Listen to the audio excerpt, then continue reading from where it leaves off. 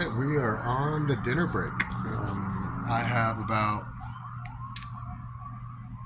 well, let's see, there's about 2,000 people that entered the tournament. There's about 300 left. They have 300 and something. No, I take that back. I can't remember what it said now. I think it said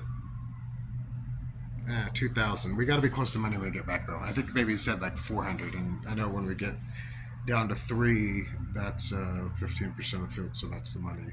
And on dinner break, a lot of times, they count all the seats out.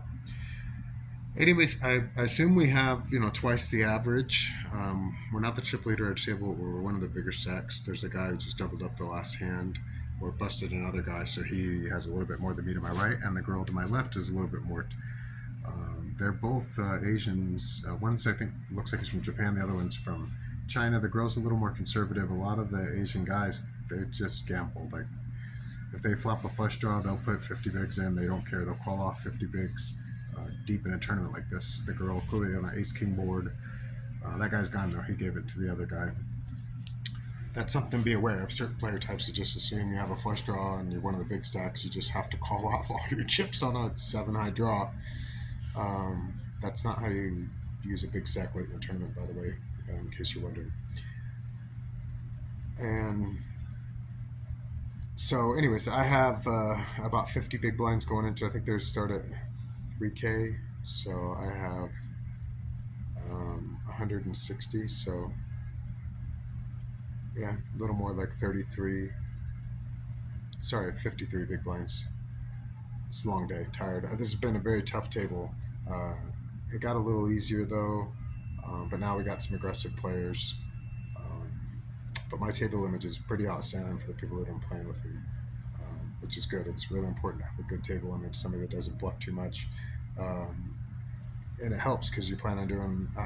I do a lot of three betting at this stage of the tournament, and a lot of blind stealing. So you need to have good credibility. If you don't, if your image is wrecked and you're a loose maniac, especially if the other people are not, well, people are trying to double up and get chips. They pretty much target the loose maniac. If everybody else is playing tight, unless you have a big stack, of course, then that's why it's very important to have a big stack. And I'm glad I have one because this is the stage of the tournament you need to have a bigger stack at the table. Keeps other big stacks in check. They can't just blindly shove all their chips in if they're decent players. And it also keeps you and keeps me in check. So, anyways, I'm feeling great, feeling good,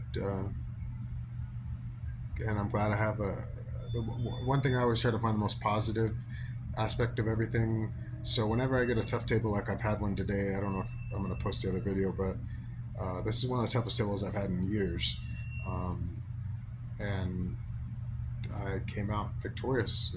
Busted a couple of the people. A couple of people are crippled now. And definitely had them bending the knee a lot. I did a lot of three betting and I did a lot of bluffing. They don't know it, but I did.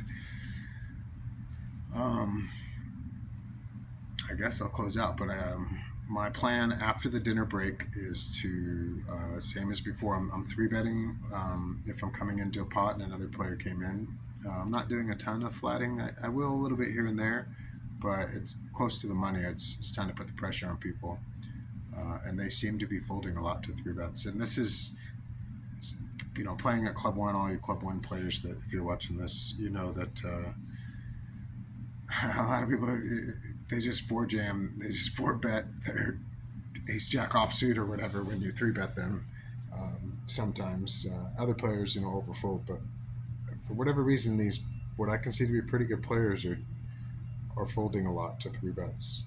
So which makes me think that they are probably a little too polar. They have a little bit more junk than premium hands, so that's kind of exploitable, which is good for me.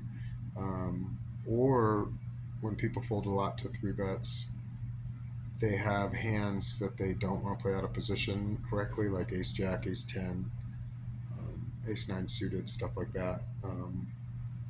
So, that would be credit for them. But if they're, they shouldn't be folding their pairs. Some of them are deep enough. So I guess maybe they're just, there's only so many ace 9 suited you can have. If they're folding king queen suited and king jack suited, I mean, maybe they don't want to get coolered, and that's not a terrible play, but you can't continue to do that. I've seen a few people open three different times in an orbit and fold to a three bet three different times. You're losing two big blinds. You lose six big blinds in orbit, not counting your big blind you're going to have to post. So you lose 8.5 big blinds. If you have a 30 stack, I mean, you basically knocked yourself down to 20 with by trying to steal blinds too much. And this isn't the table. If you're not one of the big stacks, and you're not in late position, you are not entitled to steal blinds. Um, if you have a bunch of weak players that aren't going to three bet you, maybe, but that's not what we have here. All right. Talk to you guys next break. Chip leader, first place champion, Gregory Robbins.